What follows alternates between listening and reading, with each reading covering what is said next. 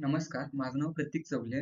आज आपण accuracy, precision, recall आणि एफ स्कोर हा टॉपिक डिस्कस करणार आहोत डीप लर्निंगच्या ISC नंबर 1 साठी. जेव्हा आपण एखादं मशीन लर्निंग मॉडेल ट्रेन करतो, त्यावेळी त्याला जज करावं लागतं की ते किती चांगलं आहे, किती वाईट आहे. त्यासाठी सगळ्यात पहिल्यांदा ॲक्युरसी हे वापरलं जातं. ॲक्युरसी म्हणजे काय? तर फ्रॅक्शन म्हणजे किती fraction of correct predictions to the total number of predictions. पण ॲक्युरसी हे इम्बॅलन्स डेटासेट केससाठी नाहीये.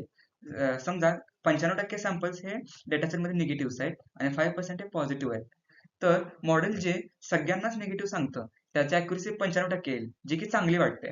पण जे आपलं मॉडेल आहे ते फॉल्स पॉझिटिव्ह आणि फॉल्स निगेटिव्ह मुळे होणारा जो एरर आहे तो इग्नोर करते. म्हणून आपल्याला प्रिसिजन, रिकॉल आणि F1 स्कोअर यांसारखे मॅट्रिक्स लागतात, जे थोडे डीपर इन्साइट आपल्याला देऊ शकतात.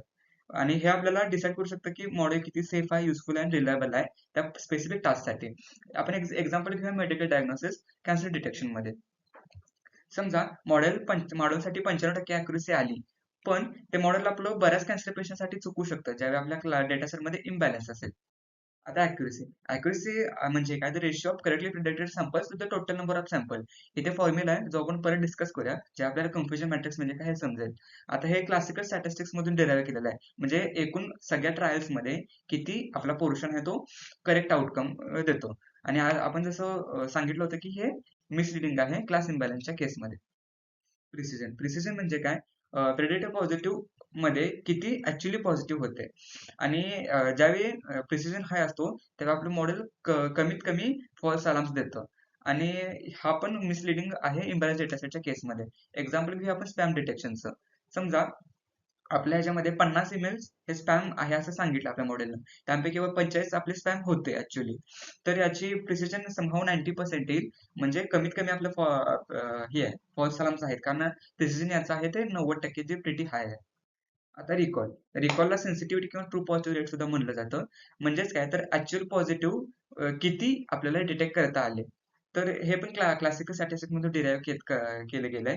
ज्यावेळी आपला रिकॉल हाय असतो तर आपलं मॉडेल जास्तीत जास्त इम्पॉर्टंट केसेस कॅच करत असतं. आपण इथं पण एक्झाम्पल घेऊया कॅन्सर डिटेक्शनचा. समजा आपल्याकडे 20 रिअल कॅन्सर पेशंट्स आहेत, त्यापैकी 15 आपण डिटेक्ट करू शकलो, तर आपला रिकॉल समहाऊ 70% येईल. आता F1 स्कोर म्हणजे काय? थोडक्यात प्रिसिजन आणि रिकॉलचा मीन असतो. ह्याच्यामध्ये जेव्हा आपल्याला प्रिसिजन रिकॉल बॅलन्स करायचा असतो, म्हणजे त्यांच्यामधला ट्रेड ऑफ बॅलन्स करायचा असतो, त्यावेळी F1 स्कोर वापरलं जातं.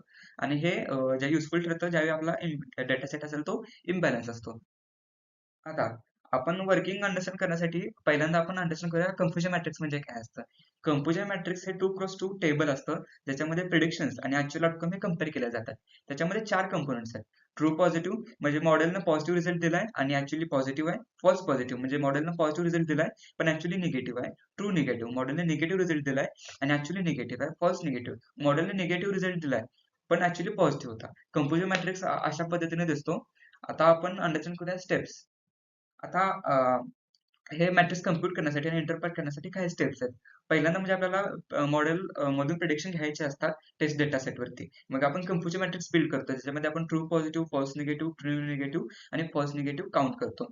नंतर आपण हे फॉर्म्युलाज अप्लाय करतो. फॉर्म्युलाज काय काय? तर अॅक्युरसी म्हणजेच काय? True positive plus true negative upon total number of samples. Precision म्हणजे काय? True positive plus true positive upon false positive. Recall म्हणजे काय? True positive upon true positive plus false negative. आणि F1 स्कोर म्हणजे त्यांचा ratio म्हणजे काय? 2 गुणिले प्रिसिजन इंटू रिकॉल आपण प्रिसिजन प्लस रिकॉल. आता आपण इंटरप्रेट कसं करायचं? तर ज्यावेळी प्रिसिजन हाय असतो तर आपलं मॉडेल रिलायबल असतं आणि कमीत कमी फॉल्स अलार्म देतं.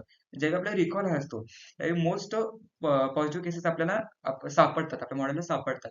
आणि ज्यावेळी F1 स्कोर हाय असतो त्यावेळी प्रिसिजन आणि रिकॉल मधला ट्रेड ऑफ असतो तो बॅलन्स्ड असतो. आता आपण एक एक्झाम्पल घेऊया, ज्याच्यामध्ये आपल्याला 100 ईमेल्स आपल्या मॉडेलला दिले. त्यापैकी 45 हे ट्रू पॉझिटिव्ह आले, 20 हे फॉल्स निगेटिव्ह आले, 5 हे फॉल्स पॉझिटिव्ह आले आणि 30 आहे ते ट्रू निगेटिव्ह आले. तर आपण वरील जे फॉर्म्युले ते वापरून आपण जर अॅक्युरसी काढली तर ती 75% आली, प्रिसिजन काढलं तर ते 90% आली, रिकॉल केलं तर ते 69.23% आली आणि F1 स्कोर काढलं तर ते 81.32% आली.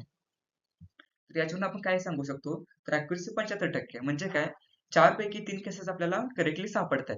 प्रिसिजन 90% आहे. म्हणजे काय?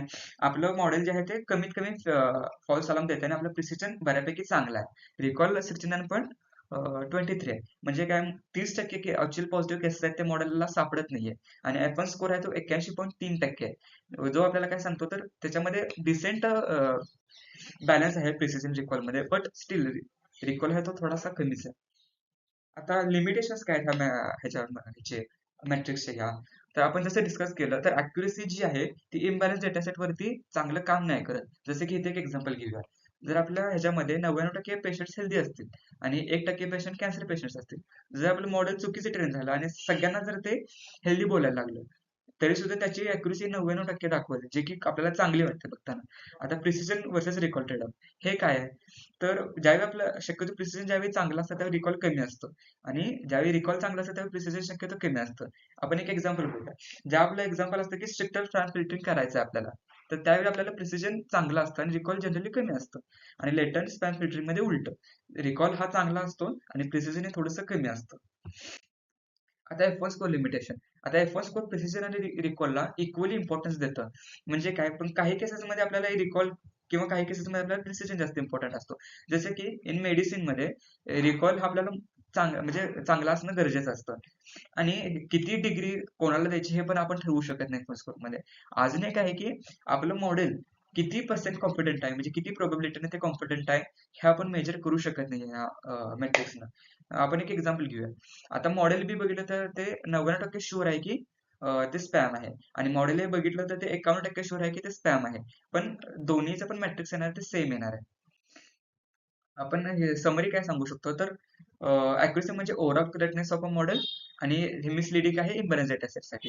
प्रिसिजन म्हणजे काय रिलायबिलिटी ऑफ पॉझिटिव्ह प्रेडिक्शन्स आणि फॉल्स अलार्म रिड्यूस करण्यासाठी आपण चांगलं असतं. रिकॉल म्हणजे काय ऍक्च्युअल पॉझिटिव्ह सॅम्पल्स किती डिटेक्ट झाले हे असतं आणि F1 स्कोर हे बॅलन्स करण्यासाठी असतं प्रिसिजन आणि रिकॉल आणि आपल्याला इम्बॅलन्स डेटासेटसाठी युजफुल असतं. धन्यवाद.